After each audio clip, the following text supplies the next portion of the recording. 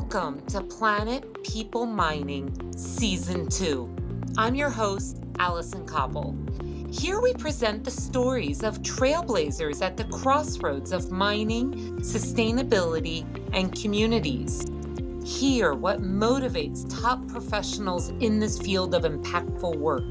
Accompany them as they describe their challenges and explore the issues they tackle.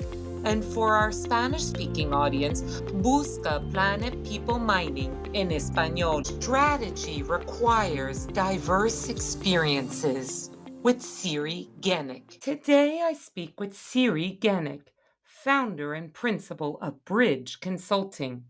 Siri grew up on 4 continents, and his career spans from a law firm to supply chain to projects, legal, risk, and commercial roles at BHP, SNC-Lavalin, now AtkinsRéalis, Hatch, and board of directors roles, including currently the Prospectors and Developers Association of Canada, PDAC, Northern Dynasty Minerals, and the Exploits Discovery Corporation.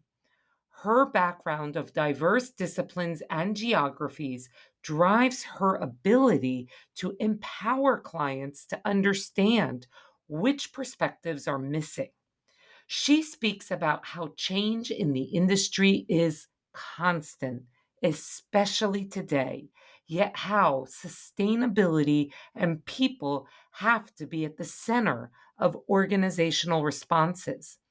Siri holds a Bachelor of Arts in Political Science and Economics from McGill University and a law degree from the University of Montreal. Siri, it's so good to have you on the podcast. Why don't we start off and share with us a few work and life milestones beyond your bio so everyone can get to know you. Thank you very much, Allison. It's really exciting to reconnect after such a long time with you.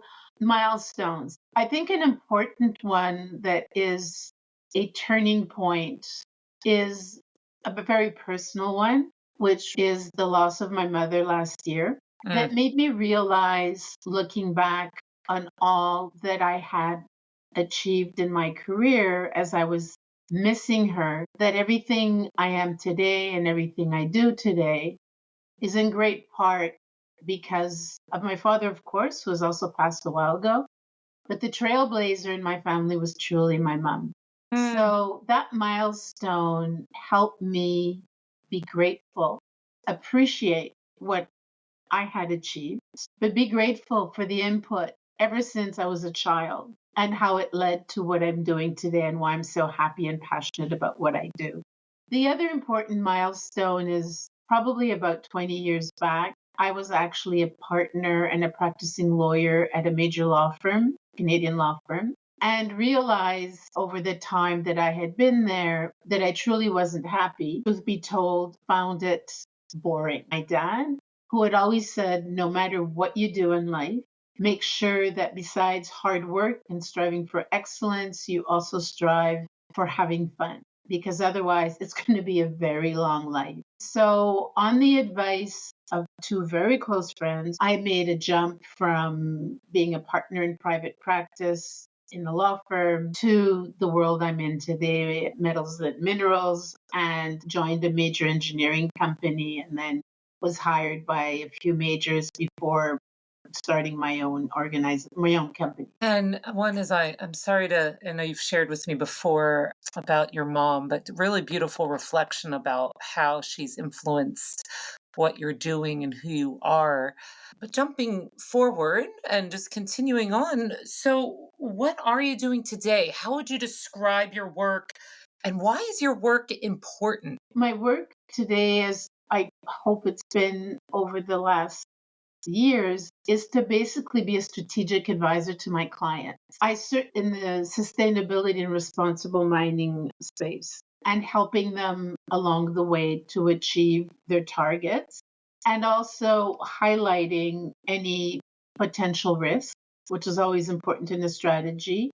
What could stop achieving your target, or what can help you either accelerate them or even identify additional opportunities. Why do you see this work as important? I think we all need at different times throughout our projects, our careers, even our life, somebody from the outside with an independent understanding of what some of the world's realities are, and more specifically in the mining and metal space, what does the socioeconomic ecosystem look like? And to identify how mining can be an accelerator in a process that involves all the stakeholders. The very common used word, which like many other words in our sustainability environment are used or misused, but how the different players, how all the different people who are impacted, who have rights, or who may find opportunities or may feel perhaps sideswiped or ignored, how this mining industry can now become a generator of economic strength, benchmarking for addressing current worldwide concerns, like, of course, climate change, by facilitating the creation of availability in supply chains of those minerals we need, but doing it the responsible way and keeping that dialogue going so that people are aware that mining is actually a very proactive or can be a very proactive and dynamic accelerator for a broader economy in a positive space. I from the bits that I've known about you in the years that we've gotten to know each other, you say it, and obviously in this format, in such a short, condensed way, but I know this reflects you've had such a varied career. So you started to share, you first went on a path of being a lawyer, and you've worked at large mining producer, at engineering firm, but from so many different perspectives. Can we go back a little bit and talk about which of these other experiences do you draw from in your strategic work today? I think I recall you've lived yourself in a number of interesting places in the world. And I can just imagine there are few people so well placed to draw naturally upon such a diverse set of disciplines and geographic experiences to be able to sit with an executive team and say, have you thought about this in your strategy? I draw on everything. Again, back a little bit to very early days, the opportunity, even as a child, to live, for example, in Africa or South America or the Middle East, where I was the only white little girl with blonde hair, and everybody around me was of a different race or color or origin, and I was the minority. So I think the experience of what diversity meant is something I draw on, and where you can see all the positive of diversity as opposed to not acknowledging it. The difference in career path as I moved along from law to working on projects, to eventually getting involved in risk, to eventually working in what is today known as the sustainability space, basically highlights for me how everything is related and tied into each other. It has enabled me to learn from the ground up. So when I left the law firm and started working with the engineering company, I did want to travel as the same I'd grown up. So I worked on projects and started from the ground up. What is a project in mining? What does it even look like? Which I didn't know. So I started all over again. So that concept again of curiosity, which I still am very much curious, but being able to start from zero and learning. And the obvious place at the time was contracting and procurement because of the legal background, which I was able to draw from and import into my daily work. And then the opportunity working with great project managers, which I was fortunate to have, to say, well, how does this work? And how do you interface with project control teams or operating teams or all the different teams, and understanding the basics of projects from concept, all the studies throughout construction, commissioning, handover, right down or right across to close out and management and remediation.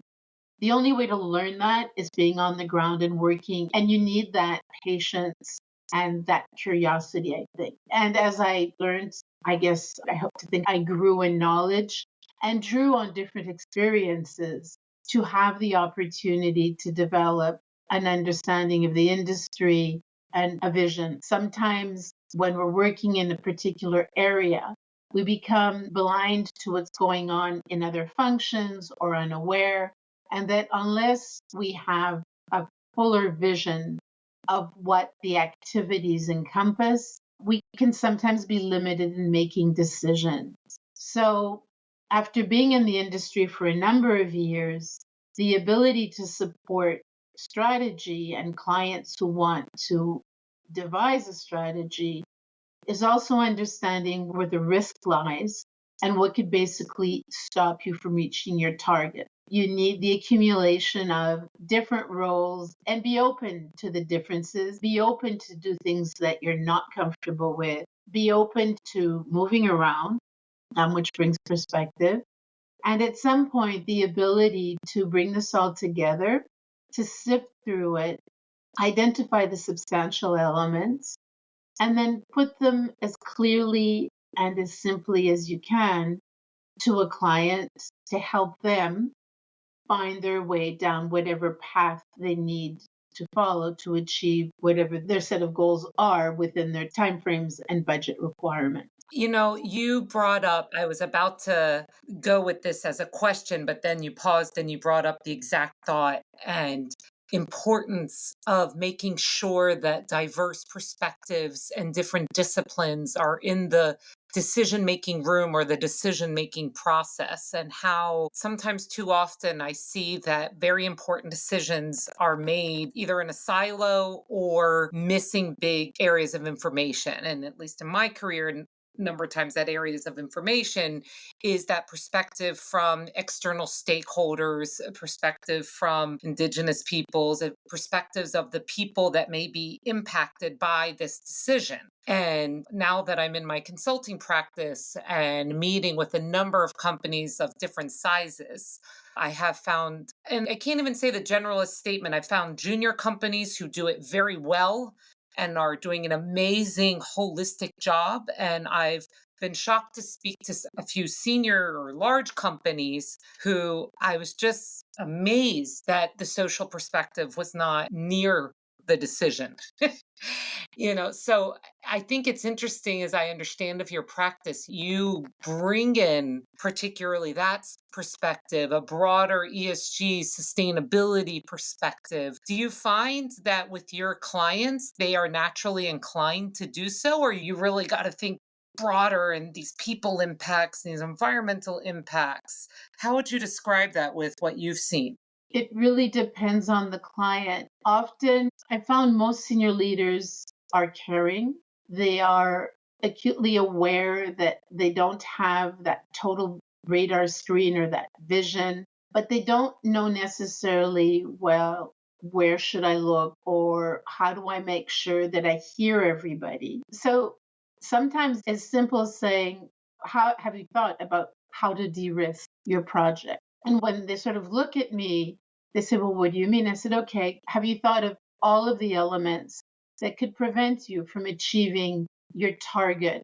So if we're talking about carbon footprint, for example, which is very important right now, I mean, they're all very important. Go down. So they'll say, well, we may not have enough budget. Do you understand what you need money for? And so they'll say, well, I'm sure or I'm not sure. So that means that you want to call in a CFO. So sometimes it's simply reverse engineering the solution and going, who are the people you need to be at the table to help you find the solution? And it sounds simple. And of course, often the answer is, well, I've got the sustainability team and they're working on it. But any given team is limited in their vision because they may not see the full internal stakeholder map. And so, which are the teams or the people that are critical for their success? And they may have a very good vision of who the communities are or the indigenous team that need to be part of the process. But again, how do you communicate that information with a whole slew of different kinds of stakeholders, both internal and external? Make sure messages are aligned. It is a bit about making sure that whatever your message is, it is honest and it is transparent, but it is also adapted to all the different stakeholders, people impacted and involved internally and externally. So you can build those bridges based on trust and create respect for who you are, what you're doing. So at the end of the day, it's understanding who you are as an organization, what tools you need to get there, being transparent about sharing that message, and being prepared to walk the talk and taking that journey one step at a time. You may understand in your space, but there are maybe 10 other spaces that are impacted by your work, and that's internally, and then being aware and being proactive about all the impacted people on the outside of the organization. So it is a continuous circle. I like how you lay out this process applies to multiple strategic situations. Now, you are, as we discussed, unique in that you do have expertise in a number of areas and have worked in a number of areas that give you that specific vocabulary and understanding. But it demonstrates when you have a process that focuses on getting the right people at the table, having the right conversation, structuring it in a transparent way, you can enable them to get to where they want to go. I get that. But do you ever find yourself that you are misunderstood in your role when you are called in to work with a new team, a new company? Is there anything that's really misunderstood about what you're going to be doing or how you're Um, going to be working? there is, of course, there always is, because whatever you're doing is always clear in your mind. Again, bridging the gap from what is in what I believe I've understood and delivering that message to the client who is listening is probably the biggest part of the work I do. And if the client doesn't understand, it's because I either haven't clearly understood what the challenges are, or I am not clear enough in my message. So it really is about making sure they are my main stakeholder. My client is my main stakeholder. And for them to be successful, I need to make sure that I am clear on what their expectations are, first and foremost, so that I am communicating with them in a manner they understand, so that they in turn can do the same with their teams, both internally and externally. It's amazing what you're mentioning and what you've been describing.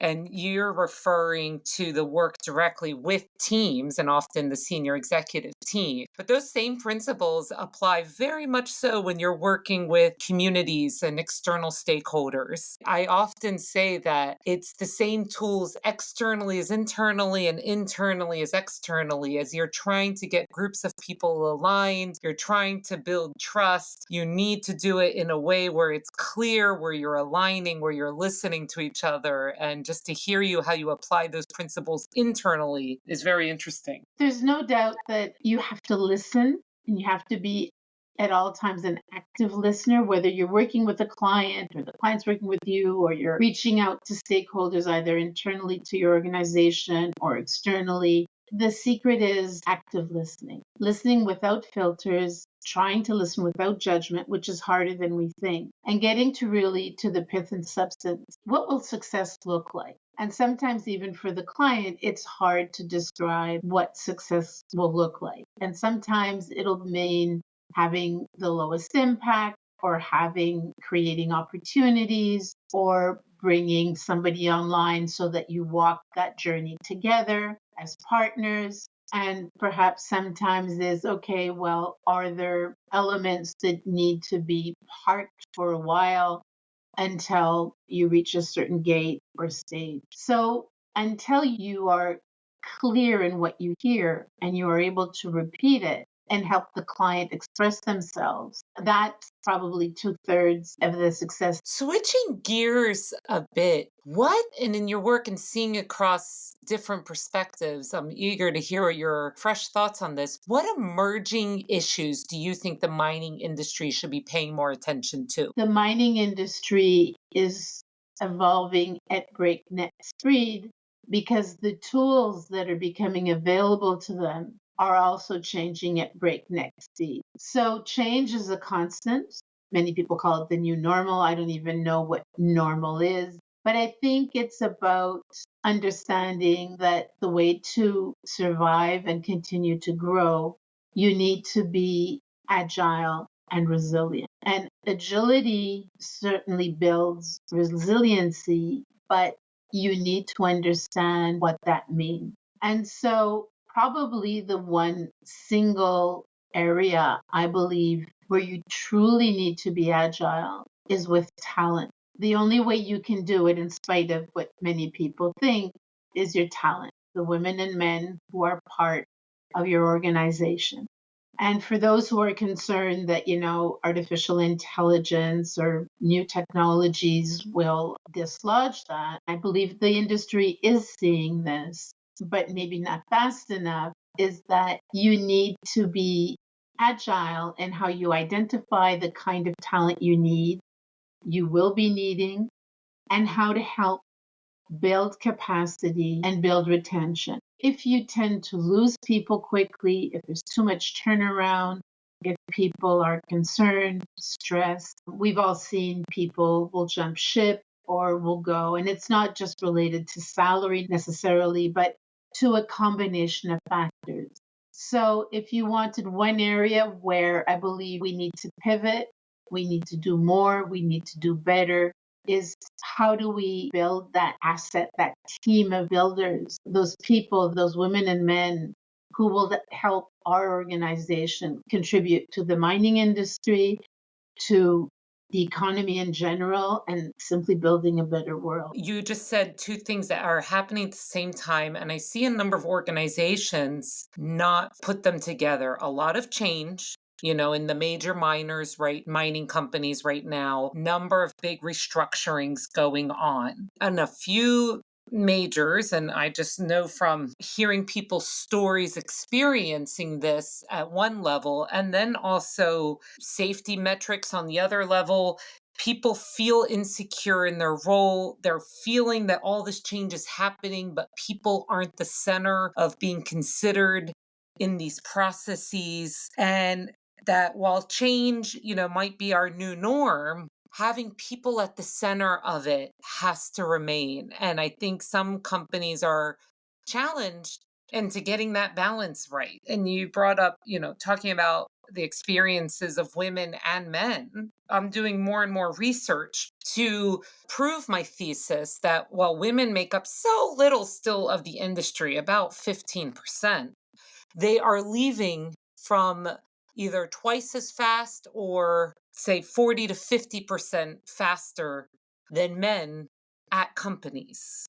And I just did some benchmarking research against a group of companies. Against the group that I benchmarked, women made up 18% of those companies, but are leaving 40% faster than men. And so that to me is a really interesting metric to back up the trend that you were discussing, that it's not just about we need so much talent coming into this industry. It's so dynamic, it's growing, such specialized and changing skills. But unless we figure out how to get people to stay here and be successful and see this industry as the motor of their success, we're spinning wheels. And there are consequences to those spinning wheels, not just wasted resources and getting people in roles that they're not staying in, but then the people there, they don't feel like they're being successful. They don't feel respected necessarily. They don't feel empowered and they don't feel they belong. My company and the way I work, I base it on 3 pillars: trust, respect, and transparency. The transparency comes and is facilitated, in my opinion, only if you have respect and you build trust. And to do that, everybody needs to have a voice at the table and everybody needs to be empowered. So You need to feel you belong, and belong doesn't mean that you, beyond obviously the job, is that people care about what you have to say. You can't afford to lose your workforce. And even if there aren't enough people that are trained in our industry to satisfy or to meet the needs of our growing mining industry, women and men together. So we can't afford to lose, and any person we lose is a loss in investment in time, energy, because those people have been there, you may have or not have shared. And then all of a sudden, after maybe 3 years or 5 years, they don't feel empowered to either grow or achieve more. And so they leave. So that investment in time and energy is lost, and you have to start all over again. So that is a huge risk. Losing talent is a drain on your treasury. If you want it to be very simple and blunt, and without even considering gender. And it's unacceptable that in today's day and age, I'm hearing this kind of information. I'm hearing this kind of data that you're working on, that you're benchmarking, and people are not saying, and I don't believe, unless you tell me otherwise, that it's related to salary. So, No, I don't think so at this level. I mean, which is important, of course. But beyond that, understanding what the numbers mean, why are they leaving? Where are they going to? And are they abandoning the industry completely? So that would be an important part of the equation is why are women leaving?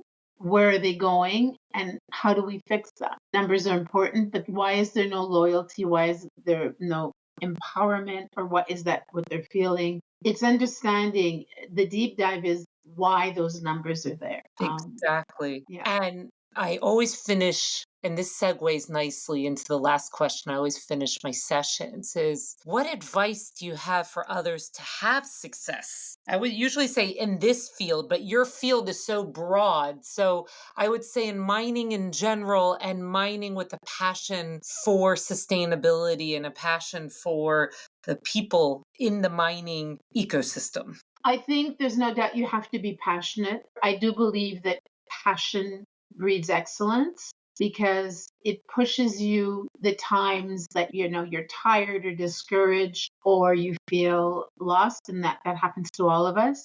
Your passion is what will help pick you up and drive you. Just like competitive athletes, passion for me is core. It's what helps you get up every day with a smile on your face. And I know I am an optimist, but I do believe that, if you wake up and you're not happy or beyond life's challenges, of course, you still want to wake up with a smile. So you need that passion in a career. And those passions may evolve, by the way. I was very passionate in many respects, still remain passionate about law. I think it provides a strong framework and core drivers, but that's not what drives me. So you have to know when to evolve and move on. Remain curious. Always. Curious will keep you open to learn, to understand, and to keep digging, which is very important, and not to stay static or holding on to maybe older ideas or philosophies or thought processes. Curiosity is important, and not be afraid of change. I think we're all afraid a little bit of change. We don't like the disturbance, it disrupts. See the positive in change, the optimist in me, see the opportunities it brings, even if it may be attached to failure. You may have lost a job, you may have lost a contract, you may have lost somebody, either a friend or somebody in your family, whatever. Beyond a process of grieving, which is very important, whatever the loss can be, and analyzing and understanding it, let that be a foundation for growing. It sounds very common sense, I know, but it is very true. And where you can do things differently and grow. And take time really to breathe. So again, commonplace, take time to look after yourself. You can't help others if you don't help yourself. I remind myself every day, I do go too. for that walk, breathe deep, do some exercise, let go, and probably nothing very original, but those are my drivers for sure. I love that. Passion, curiosity, and taking care of yourself and breathe. My practice, as I'm focusing in on understanding for myself how to package up the value that I could bring clients, I always go, my practice is about going back to basics. And what you just ended on to me reflects that, because they're not always easy to achieve. And we have to remind ourselves a number of times that cover our basics. I am so grateful, Siri, for this conversation. Even though we have spoken at length over the years, I learned a lot from this conversation today. And I just wanted to really sincerely thank you for coming on the podcast. Allison, it's me who thanks you. And thank you for listening. Thank you for the opportunity for sharing. And I'm grateful. So thank you very much. And always here. It's a pleasure. Looking forward to the next conversation. Thanks.